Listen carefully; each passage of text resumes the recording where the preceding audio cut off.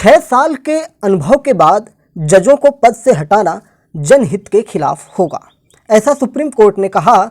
और supreme court ने यह भी माना कि उनका चयन अवैध था, लेकिन उनको अब हटाया जाना जनहित के खिलाफ होगा, यानी कि जनता के खिलाफ होगा, जनता के लाभ के खिलाफ होगा।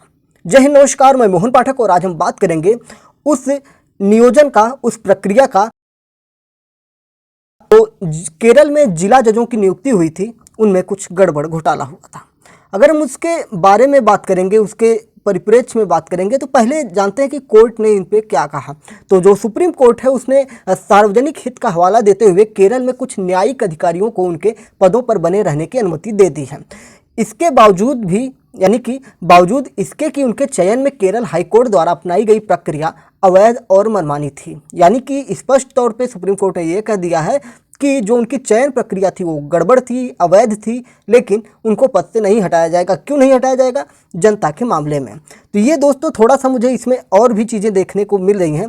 अभी एक और फैसला आया है भारत में सुप्रीम कोर्ट के द्वारा, बीएड वर्सेस बीटीसी का जो मामला था पूरे भारत में लागू हुआ है, जिसमें कि बीएड वालों को प्राथमिक से बाहर कर दिया गया है। लेकिन अगर इस फैसले के ओर हम नज़र डालें तो क्या जो बीएड करके और सरकार की गलतियों की वजह से, जिनमें प्राथमिक में इनको शामिल किया गया था, उनकी गलतियों की वजह से प्राथमिक विद्यालय में उनको नौकरी दे दी गई है। बात करेंगे उत्तर प्रदेश में लगभग 22,000 बीएड डिग्री धारक 69,500 शिक्षक भर्ती में शामिल हैं और वो नौकरी कर रहे हैं, सैलरी भी उठा चुके हैं। साथ ही साथ 2011 के आसपास में भी उत्तर प्रदेश में और साथ ही साथ भारत के कई राज्यों में भी बीएड डिग्री धारक काम कर रहे हैं, बिहार राज्य में भी काम कर रहे हैं। तो क्या इस फैसले को नज़र में रखते हुए क्या उनके हितों की रक्षा के लिए भी कुछ ऐसा भविष्य में हो सकता है? ये भी देखने वाली बात होगी। खैर, आइए हम इस पर बात कर रहे हैं। मुद्दा दोनों थोड़ा समान लग रहा था तो मैंने उसका भी जिक्र यहाँ पे कर दिया। अगर कोई बीएड डिग्रीधारी है तो चाहे तो इस मामले को लेकर सुप्रीम कोर्ट में नज़र बनाए रख सकता है। चलिए बात करते हैं। यह देखते हुए कि उनके चयन के 6 साल बीत चुके हैं और न्यायालय ने कहा कि उन अधिकारियों को पद से हटाना सार्वजनिक हित के विपरीत होगा। कोर्ट ने क्या कहा? लगभग 6 साल पहले चुने गए उम्मीदवारों को पद से नहीं हटाया जा सकता। वे सभी योग्य थे और राज्य की जिला न्यायपालिका की सेवा कर रहे थे। इस स्तर पर उन्हें पद से हटाना सार्वजनिक हित के विपरीत होगा। याचिकाकर्ताओं को शामिल करना मतलब होगा नए उम्मीदवारों को उन लोगों के लिए प्राथमिकता दी जाएगी जो लंबे समय से न्यायिक पद पर हैं और राज्य और उसके नागरिकों की वरिष्ठ पद पर इन अनुभवी न्यायिक अधिकारियों के लाभ से वंचित करना सार्वजनिक हित में नहीं होगा। ऐसा सुप्रीम कोर्ट ने अपनी भाषा में बताया है जजमेंट में। चीफ जस्टिस ऑफ इंडिया, जिन्हें हम सीजेआई शॉर्ट में कहते हैं, डीवाई चंद्रचूड़ की अगुवाई वाली संविधान पीठ ने 12 जुलाई को खुली अदालत में फैसला सुनाया था, जिसकी प्रति आज सुबह अपलोड कर दी गई है, यानी कि पिछले 2 दिन पूर्व। CJI Chandrachud justice Rishikesh Roy, justice PS Narasimha, justice Pankaj Mittal और जस्टिस मनोज मिश्रा जी की पीठ के समक्ष मुद्दा केरल हाईकोर्ट द्वारा मार्च 2017 में जिला न्यायाधीशों का चयन मौखिक परीक्षा के आधार पर कट ऑफ अंक तय करने के फैसले से संबंधित था। यानी कि ये परीक्षा जो थी मौखिक परीक्षा थी। सुप्रीम कोर्ट ने कहा कि मौखिक परीक्षा के बाद हाईकोर्ट द्वारा कट ऑफ तय किया गया था, जो स्पष्ट रूप से मनमाना था। यानी कि मौखिक जो एग्ज़ाम हो रहा है, मौखिक परीक्षा जो हो रही है, एक तरह से भाई वो तो एग्जामिनर के ऊपर है, वो किसको कितना अंक दे रहा है, क्या कर रहा है, वो उसकी अपने विवेक पर होता है। तो एक तरह से इसमें धांधली होना 99.99% संभावित होता है। इसीलिए आप देख रहे होंगे कि केंद्र सरकार जब आई थी तो वो बोली थी कि 3rd ग्रेड की नौकरियों से हम जो इंटरव्यू सिस्टम है, जिसे मौखिक परीक्षा कहते हैं, उसको हटाने की बात कही थी और हटा भी दी थी। सुप्रीम कोर्ट ने इसमें यह भी कहा कि केरल राज्य उच्च न्यायिक सेवा विशेष नियम 1961 के प्रावधानों में यह प्रावधान है कि नियुक्ति के लिए लिखित परीक्षा और मौखिक परीक्षा के योग को ध्यान में रखा जाएगा। यानी कि लिखित भी परीक्षा होगी और मौखिक परीक्षा होगी, फिर इन दोनों के अंकों को एक साथ जोड़ा जाएगा। जैसे आज वर्तमान समय में आप देख रहे होंगे कि बड़ी बड़ी परीक्षाओं में होता है, जैसे सिविल सर्विस के एग्जाम होते हैं, उसमें पहले प्री होता है, मेंस होता है, फिर इंटरव्यू होता है, फिर उनके एग्जाम के तीनों के एग्जाम, जो प्री का तो नंबर नहीं जोड़ा जाता है, मेंस और जो आपके इंटरव्यू के नंबर होते हैं, साक्षात्कार मौखिक साक्षात्कार होता है, उसके नंबर को जोड़ के कट ऑफ जारी किया जाता है। यही बात सुप्रीम कोर्ट कह रहा था कि परीक्षा योजना और भर्ती सूचना में मौखिक परीक्षा के लिए कोई कट ऑफ निर्धारित नहीं किया गया है, इसलिए इस प्रक्रिया को नियमों के विपरीत माना गया।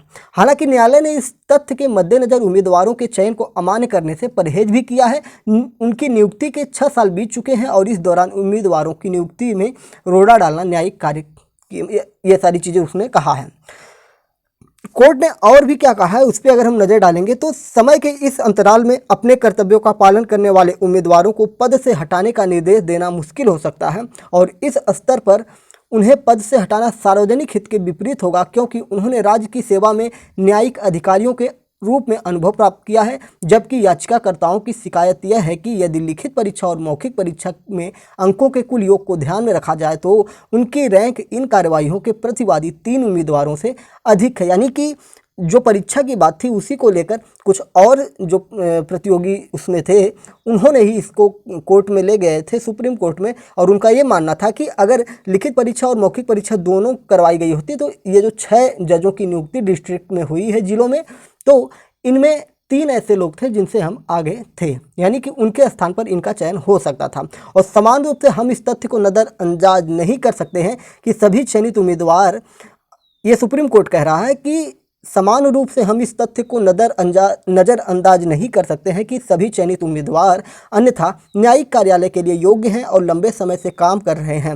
उन्हें पद से हटाने से कठोर होने के अलावा ऐसी स्थिति उत्पन्न हो जाएगी जहां उच्च न्यायपालिका विधिवत योग्य उम्मीदवारों की सेवाएं खो देगी जिन्होंने जिला न्यायाधीश के पद पर पिछले 6 वर्षों में अनुभव प्राप्त किया है। यानी कि उनके जो अनुभव हैं उन सारी चीज़ों की बात की जा रही है। जैसे मैंने अभी पीछे कहा कि बीएड वर्सेस बीटीसी का जो मामला था, अब मुझे इसका जजमेंट पढ़ने के बाद थोड़ा सा अलग डिफरेंस लग रहा है, क्योंकि बीएड में जो है वो योग्यता की बात हो रही है। बीएड का जो है सुप्रीम कोर्ट ने कहा है कि बीएड जो है 1 to 5 जो है उसमें शामिल ही नहीं हो सकता, क्योंकि उसके पास वैसी डिग्रियां नहीं, मतलब उस प्रकार का उसके पास प्रशिक्षण नहीं है। जो अनुच्छेद 21A में गुणवत्तापूर्ण शिक्षा की बात की जाती है 6 से 14 वर्ष के बालकों की, तो उनके पास तो वो एलिजिबिलिटी ही नहीं है, इसलिए उनको बाहर रखा गया है फिलहाल के लिए। लेकिन यहाँ पे जो है, यहाँ पे जो न्यायाधीशों की नियुक्ति हो गई है उनकी जो क्वालिफिकेशन है वो तो है, लेकिन यहाँ पे जो चयन प्रक्रिया हाई कोर्ट केरल के द्वारा अपनाया गया था उसको गलत माना गया है। तो इस आधार से बीएड वर्सेस बीटीसी का जो मामला है इस मामले से बिल्कुल भी अलग है। ठीक है, चलिए। तो साथ ही याचिकाकर्ताओं की सहायता करते हुए न्यायालय ने स्पष्ट किया कि चयनित होने में उनकी विफलता को उनकी योग्यता पर प्रतिबिंबित नहीं माना जाएगा और यह भविष्य के चयन में उनके रास्ते में नहीं आएगा। वही बातें जो मैंने आपको अभी स्पष्ट की कि सुप्रीम कोर्ट कह रहा है कि याचिकाकर्ताओं की सहायता करते हुए न्यायालय ने स्पष्ट किया कि चयनित होने में उनकी विफलता को उनकी योग्यता पर प्रतिबिंबित नहीं माना जाएगा। यानी कि चयन प्रक्रिया यहाँ पर विफल हुई है, उनकी योग्यता विफल नहीं हुई है, चयन प्रक्रिया ही गलत यहाँ पर थी, तो उनकी योग्यता बिल्कुल भी गलत नहीं है। और बीएड वर्सेस बीटीसी में क्या है कि बीएड की योग्यता ही नहीं है उस एग्जाम में बैठने के लिए। ठीक है, तो यहाँ पे आपके कॉन्सेप्ट क्लियर हो जाने चाहिए। फैसलों में और क्या बातें कही गई, अगर हम उनकी बात करेंगे तो फैसले में जो निष्कर्ष निकला है उसकी बात करते हैं। तो अच्छे प्रशासन के सिद्धांतों के लिए आवश्यक है कि सार्वजनिक प्राधिकरणों के निर्णयों को अनुच्छेद 14 के मनमाने और उल्लंघनकारी कहे जाने से बचने के लिए निरंतरता, पारदर्शिता और पूर्वानुमान की कसौटी पर खरा उतरना चाहिए। एक व्यक्ति जो वास्तविक वैध अपेक्षा के सिद्धांत के आधार पर लाभ या पात्रता का दावा करता है उसे यह स्थापित करना होगा अपेक्षा की वैधता, वैध अपेक्षा से इनकार के कारण अनुच्छेद 14 का उल्लंघन यहाँ पे किया गया है। एक सार्वजनिक प्राधिकरण को अदालत के समक्ष प्रासंगिक सामग्री रखकर निष्पक्ष रूप से प्रदर्शित करना चाहिए कि उसका निर्णय वैध अपेक्षा के दावे को विफल करने के लिए सार्वजनिक हित में था। मौखिक परीक्षा में न्यूनतम कट ऑफ लागू करने का केरल हाईकोर्ट का निर्णय 1961 के नियमों के नियम 2C यानी कि 3rd के विपरीत है और मौखिक परीक्षा के लिए न्यूनतम कट ऑफ अंक लागू करने का हाई कोर्ट का निर्णय याचिकाकर्ताओं की वास्तविक वैध अपेक्षा को निराश करता है और यह निर्णय मनमाना और अनुच्छेद 14 का उल्लंघन है, ऐसा सुप्रीम कोर्ट ने इसमें कहा है।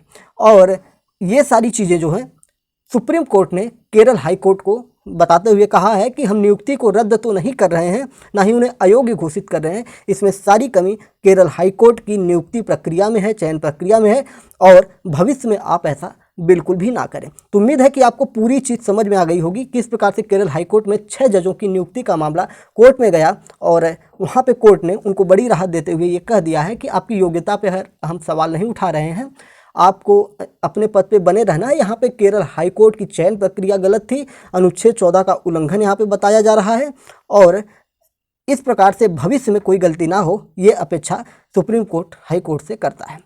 तो चैनल पर नए हैं तो चैनल को सब्सक्राइब कर लीजिए डेली करंट अफेयर्स और देश दुनिया से जुड़े रहने के लिए।